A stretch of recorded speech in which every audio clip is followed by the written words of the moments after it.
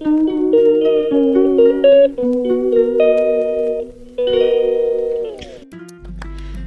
Everyone, welcome back to my channel life of Pragati. कैसे हैं आप सब? आई होप कि आप सब बिल्कुल ठीक होंगे। तो आप सभी का मैं स्वागत करती हूँ आज के अपने इस नए ब्लॉग में।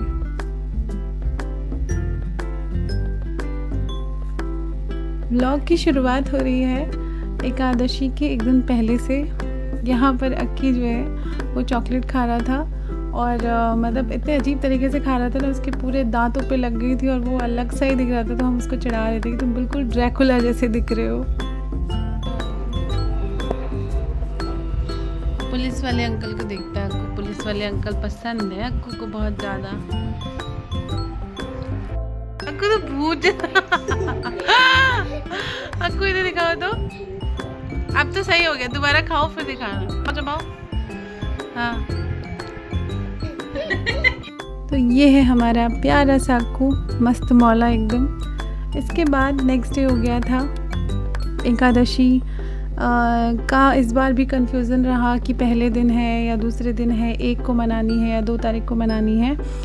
तो बहरहाल 1 तारीख को जो हमारी कॉलोनी में आंटी रहती हैं, चंपा आंटी, उनके बेटे हैं सोनू भैया, उनका बर्थडे था। तो आंटी ने बोला कि हम आज ही करेंगे और सुंदरकांड भी था वहाँ पर और भैया का बर्थडे भी सेलिब्रेट हुआ था।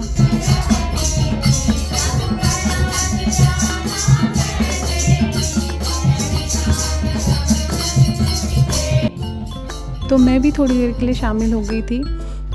मैं उस दिन थोड़ा बिज़ी थी क्योंकि सुबह को मुझे एबेकस लेकर जाना था, फिर मेरी भी सिंगिंग की क्लास थी, तो मैं ज़्यादा देर के लिए नहीं जा पाई थी। बट अबाउट 1 आवर में वहाँ पर थी और बहुत मज़ा आया। हारमोनियम ढोलक के साथ तो सुंदरकांड बहुत ही मज़े का रहा। इसके बाद ये चल रहा है शाम के टाइम पे बच्चा पार्टी के साथ बर्थडे सेलिब्रेशन। तो ये हैं हमारे सोनू भैया येलो टी शर्ट में। वो हमसे थोड़ा सा अलग हैं बट वो बहुत ही समझदार और बहुत मतलब क्या बोलूँ मैं, इतना उनको ना सब चीज़ें आंटी ने ऐसे सिखाई हैं। कैसे आंटी ने इनको पाला होगा, मतलब मैं कभी सोचती हूँ तो hats off to Champa aunty, बहुत बढ़िया तरीके से आपने उनकी परवरिश करी है। ये सोनू भैया हर साल बर्थडे पे ना हम सब का नाम लिखते हैं, बच्चों का नाम, हम सारी महिलाओं का नाम, और हमें इनवाइट करते हैं अपने बर्थडे के लिए। तो आप सोचिए जब हम अपने बच्चों के साथ इतना परेशान हो जाते हैं पढ़ाने में और सब चीज़ों में, आंटी ने कैसे किया होगा। वो बहुत अच्छी हैं और उन्होंने अपने बच्चे की परवरिश भी बहुत अच्छी करी है। फिर हो गया था संडे का दिन। तो सबसे पहले मैंने अपनी क्लास अटेंड करी और इसके बाद मैं लग गई थी अपनी पूजा में। मेरा भी व्रत था तो मैंने 2 नवंबर के दिन सेलिब्रेट किया तुलसी पूजा को, तुलसी विवाह को या एकादशी को कह सकते हैं। तो यहाँ पर अच्छे से मैंने भगवान जी को नहला दिया और फिर इसके बाद मैंने बाहर तुलसी माता के जो है वहाँ पे वस्त्र चेंज करे और सफाई करी सारी, और फिर उनको सुहाग पिटारी का सारा सामान उनको अर्पित किया, अच्छे से दिया, धूप बत्ती वगैरह सब कुछ करी। बहुत अच्छा लगता है।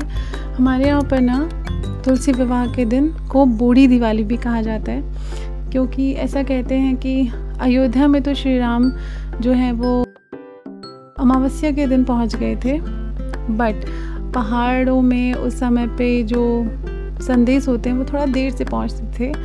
तो हमारे वहाँ पर यानी पहाड़ों में रामचंद्र जी के आने की खबर 11 दिन बाद पहुंची थी, इसीलिए यहाँ पर उस समय पर 11 दिन के बाद दिवाली मनाई गई थी। तो हम हर साल इस दिन को सेलिब्रेट करते हैं बूढ़ी दिवाली के तौर पर। और वैसे भी इसे इगास का त्यौहार कहते हैं हमारे यहाँ। तो उत्तराखंड में सभी जगह उस दिन छुट्टी होती है स्कूलों में, तो हमारे लिए एक तरह से ये बड़ा पर्व है। फिर मैंने बाहर से थोड़े बहुत फूल तोड़े, इतने सुंदर सुंदर फूल लगे ना। ये वाले फूल का तो मुझे नाम भी नहीं पता क्या है, वो जो रेड वाला था।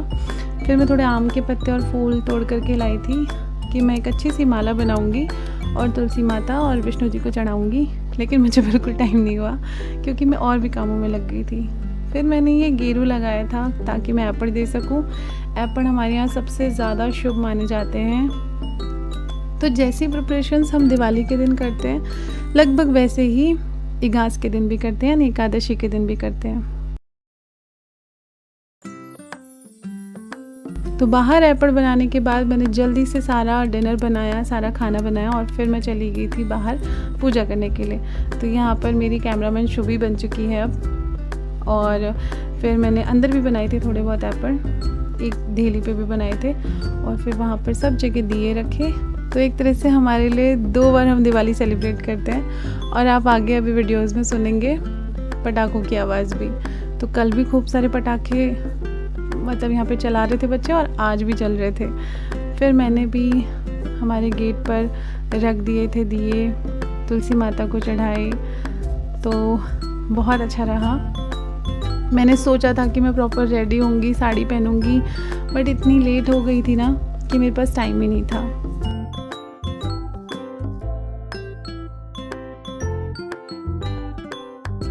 क्योंकि दिन में मैं थोड़ा सा बिज़ी हो गई आज गर्मियों के कपड़े समेटने में, और ये वाला काम तो मतलब इतना डिफ़िकल्ट होता है ना, मतलब पूरा दिन लग गया मेरा उसी में ही। सारे कपड़े बेड से बाहर निकाले, फिर जो गर्मियों के थे वो अंदर रखे, कुछ धुलने थे, साफ़ सफाई ये वो, बस ये करते करते बहुत शाम हो गई। व्रत का दिन था लेकिन पूरा दिन मेरा बहुत बिज़ी रहा। फिर यहाँ पर मैं करने लग गई थी पूजा। तो मैं यहाँ पर विष्णु जी को भी ले आई थी बाहर। पहले मैंने सोचा था कि श्री कृष्ण को लेकर आती हूँ, बट क्योंकि वो बहुत छोटे से है ना तो वो सही से नहीं होता। मेरे पास विष्णु जी की प्रतिमा भी है, तो फिर मैंने उनके साथ जो है ये विवाह वाला जो भी होता है संपन्न कराया। मुझे ज़्यादा मतलब ऐसे आता नहीं है क्या करते हैं, बट मेरे को अपने से जो समझ में आता है मैं वो कर लेती हूँ।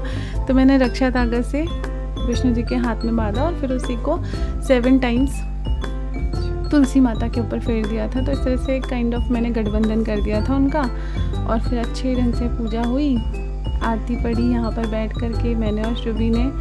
और चंद्रमा देखिए कितना खूबसूरत लग रहा है ना, बहुत ही सुंदर व्यू था ये। तो इसी के साथ हमारी आज तुलसी विवाह की पूजा भी संपन्न हो गई। अंदर आकर के फटाफट से फिर जितना काम था भगवान जी का भोग बनाया, भगवान जी को भोग लगाया और इसके साथ ही सारे मतलब मैंने बच्चों को भी खिला दिया था, मैंने भी खा लिया था। बाकी सब लोगों ने फिर थोड़ा लेट से खाया, तो उन्होंने 8 साढ़े 8 बजे तक खाया था।